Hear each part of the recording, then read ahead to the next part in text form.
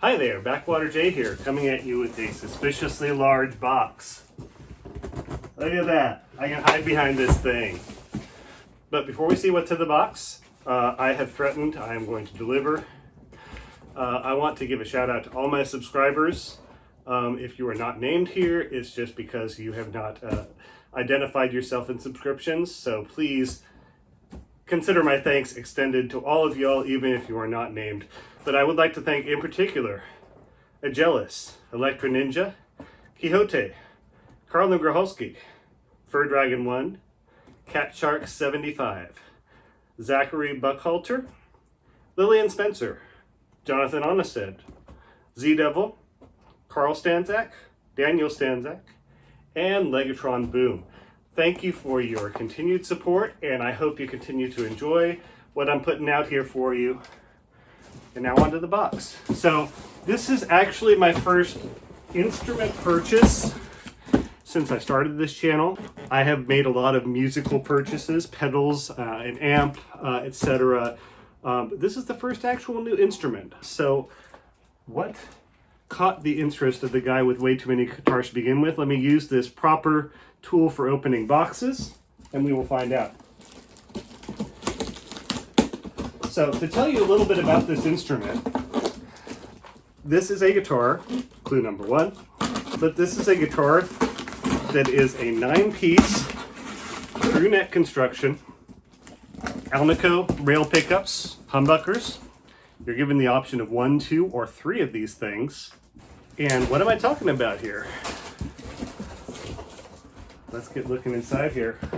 So this sounds like some kind of super modern shredded guitar, right? Yeah, maybe. Let's get all this stuff out of here. This has been, there's a lot of loose stuff in here. All that means is this is nicely packed. And with the hard shell case, you could almost just ship it in the case and it would do all right. I did buy this instrument used, slightly used, because it came with the case, and also because used instruments tend to be a little bit better set up than they are from the factory because they've actually been played. But we'll see how the setup is. We'll see if this thing looks as good in person as it did online. This was a purchase I had to go through Reverb for because there were none available in the area. But let's crack this case open and have a look at what we got here. This ultra modern shredder guitar. This, ladies and gentlemen, is the Epiphone, inspired by Gibson, Firebird. That's right, ultra modern in this case means 58. Gibson once again being ahead of the times. This is in the Epiphone tradition, a very affordable and very accurate reproduction. Really the only major differences are with the headstock, and that doesn't really matter anyways. It's got the look, it's got the vibe, it's got the neck through. Look at those stripes, people. You can't fake stripes like that, and trust me, I've tried. So this is the new instrument. I'm going to actually see how this sits on a strap, see how this is set up, see if it is to my enjoyment. I'm going to put my switch tip on, which you told me is in the compartment. And there it is right there, along with the key. That's a black switch tip, that's interesting.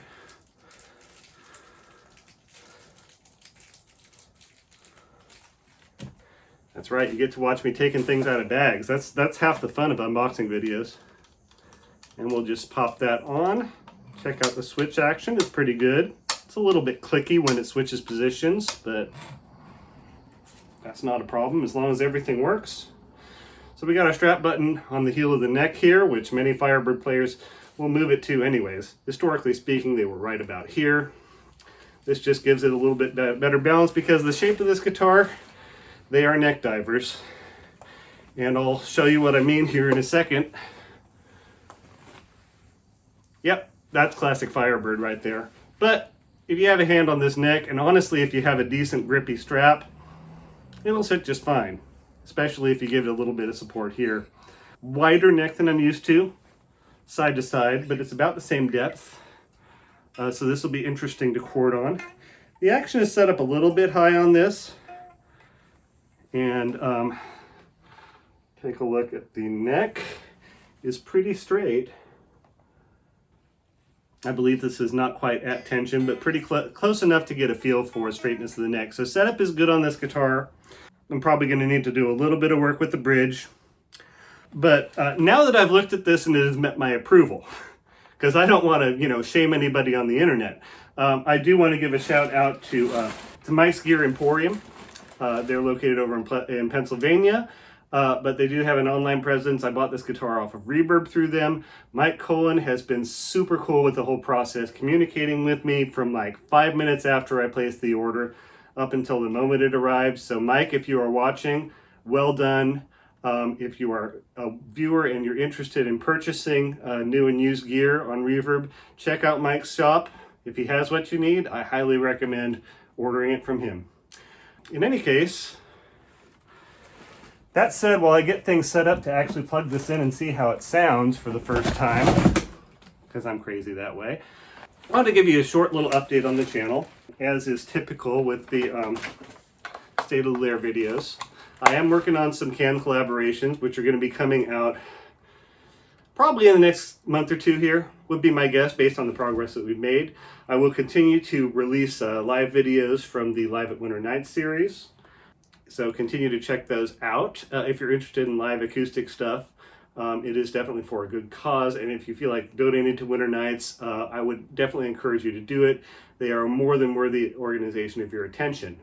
But beyond that, yes, I'm working on a parody video that is a lot of you viewers will probably enjoy. I'm not saying any more than that. And I am continuing to work on Backwater J Originals, which will be coming out probably after the parody and after the collaborations in terms of timing. And also I want to try to incorporate this guitar into the original music recordings, because I think it's got it. Well, I know it has a unique sound because pickups on Firebirds are not found on anything else on the planet.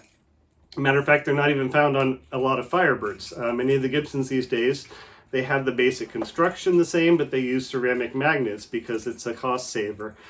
These were originally wired with Alnico magnets, and your Firebird purist will tell you it's a different type of Alnico. I will tell you, based on what I've heard of these online, it's probably close enough for most players to not know the difference. They're not a typical humbucker construction. They actually have two magnetic blades, as I discussed earlier. This may have been the first blade humbucker ever invented. Don't quote me on that, but it could be true. One of the first neck-through guitars ever made, definitely that. But they have a very almost single coil type of tone to the humbucking pickups that many players, Johnny Winter, of course, being a classic Firebird player. But anyways, I've talked enough. Let's turn on. I'm playing through my Orange Crush 35 RT. This is a solid state amp. I know, sacrilege, but you're hearing it through the phone microphone anyways, so you're going to get probably a little higher fidelity demo of this later on when I've had some time to get used to it. But I wanted to give you my first impressions here, just based on what it sounds like through the amp. So let's plug the amp in. Yes, folks, I am highly organized. Okay, now let's give this thing a listen. I believe we are on clean channel here. Dime everything. Doesn't even need tuning. This is going to take some getting used to. It's actually pretty close to tune in terms of not being severely down-tuned.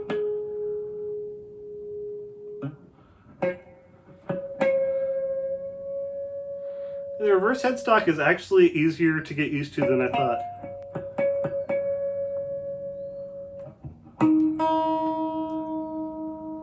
You know, I just thought about something. I've got a tuner on here. Let's use the tuner on the amp.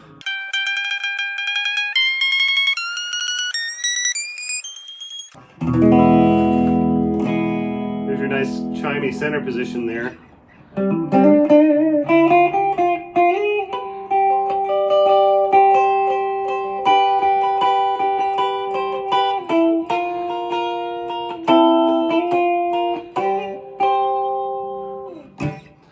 This is a stop tailpiece guitar, and I'm used to tremolo guitars, so if you see me going like this, it's because I'm looking for something to wiggle that ain't there.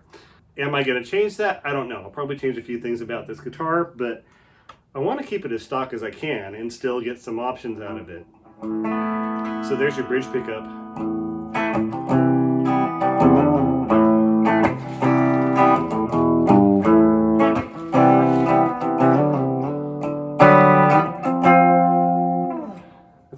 I like the wider neck around the nut area here. It makes cording down in these low frets a lot easier than with a lot of electrics out there.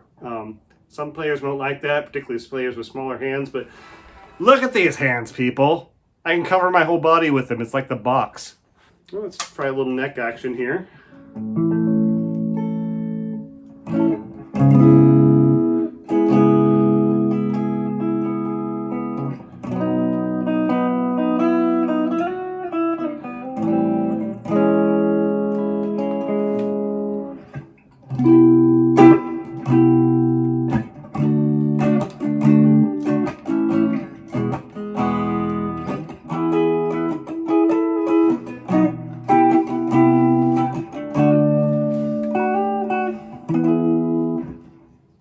Dirt on this, shall we?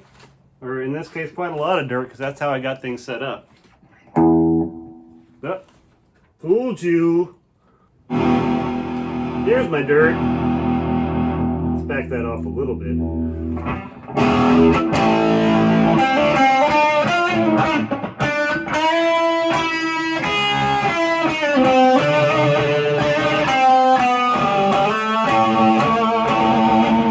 You hear a little bit of that characteristic Firebird growl once you get some dirt on it. That was your bridge pickup, of course. I'm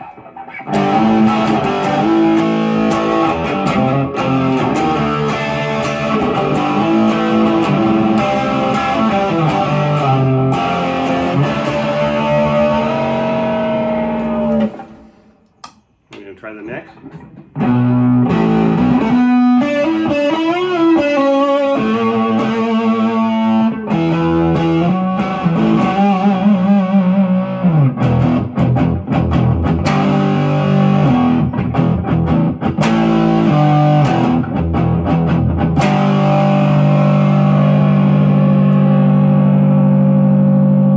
The obligatory sustain test here.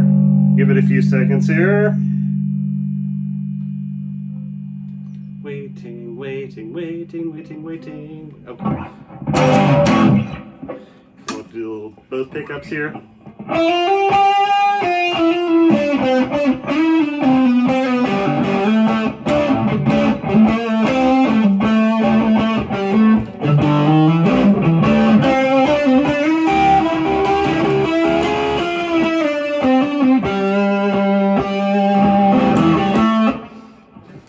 What I've heard a lot of players say about this, and I think I agree, is that middle position, you don't use it a lot with dirt because it gets muddy.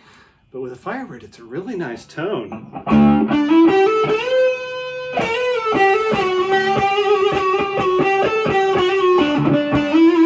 Just shows off that mid-range to the guitar a little bit better. Because putting the pickups in parallel with each other, it does scoop out some of the bass response. Just that's kind of the way the coils work. Actually, I would love to hear these phased, and probably there is going to be a phase switch making its way onto the guitar in some way, shape, or form eventually. But for right now, I'm just going to set this thing up a little bit better. Not that there's anything bad about the setup, I just like things a little bit lower than he has it. And I'm going to enjoy this guitar for a little while, get a feel for what I want to do with it. Anyway, thanks for tuning in. I am Backwater Jay, and I will certainly be seeing you soon with new content. Take care.